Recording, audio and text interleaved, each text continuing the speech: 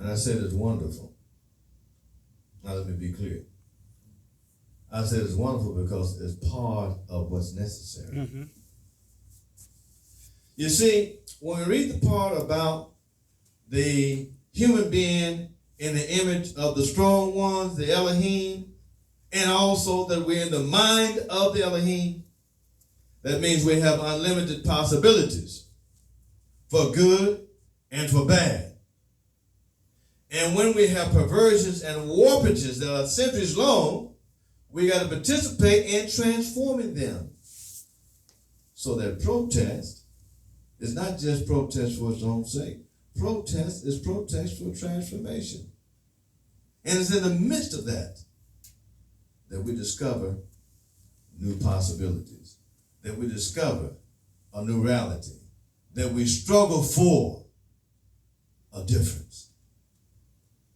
And then I went on to say to this person, this minister, that the future is not in front of us, as we might imagine, because we're looking ahead.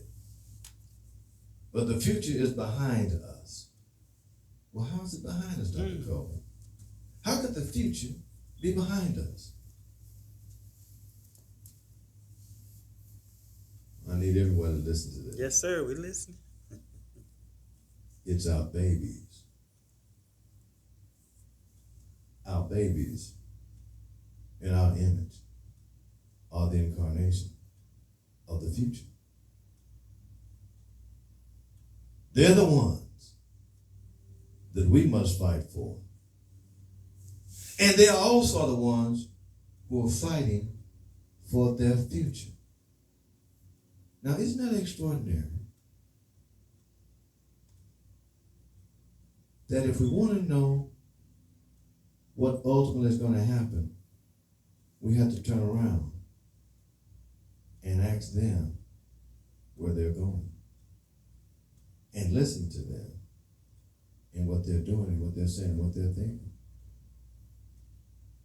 and be wise enough to give them advice while at the same time we follow their lead in where they're going. That's extraordinary, but it's true. The future is not ahead of us, except in a particular way. But the real future is the community that's coming behind us, that will build on what we do or don't do today, just as we build on what they did. Which brings up another point. You don't become an ancestor just because you lived and died. Mm-hmm. You're not going to be remembered just because you floated through life.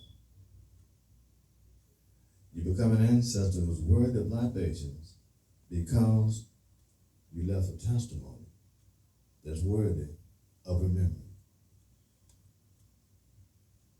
So it is for us. How will we be remembered in the imaginations of the future from this moment and from this critical point in history is dependent upon what we do every day in small things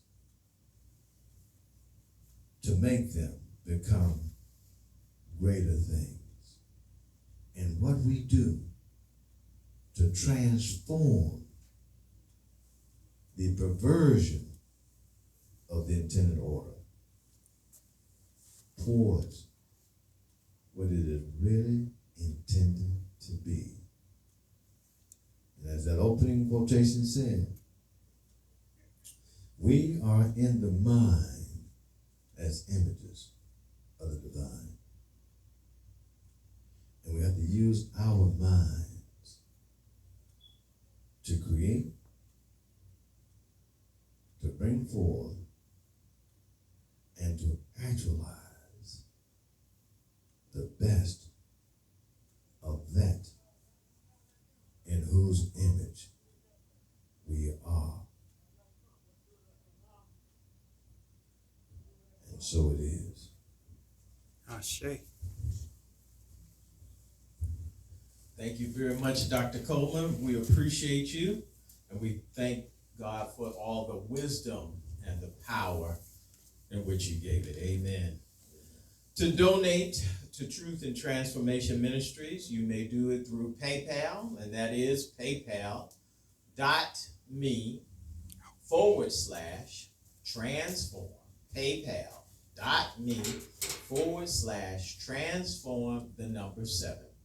PayPal.me/transform 7. You may also donate to Truth and Transformation Ministries through Cash App, $transformation 1971, $transformation 1971. I want to invite each and every one of you all to share and like this video on all social media platforms, which are YouTube, Facebook, Instagram, and Zoom. Please share this vital and transformative message, liberating message that you received this morning.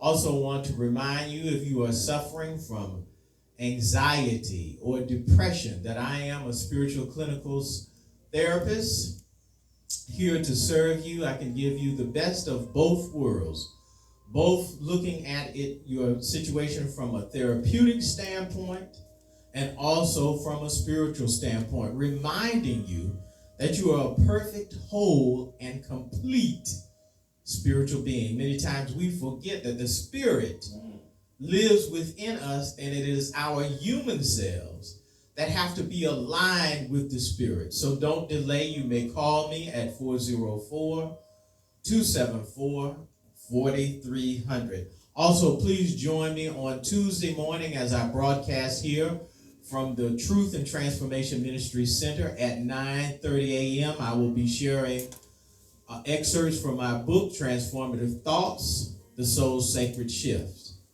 Until we meet again on Tuesday at 9:30, I pray that you have a prosperous, productive, and most transformative week.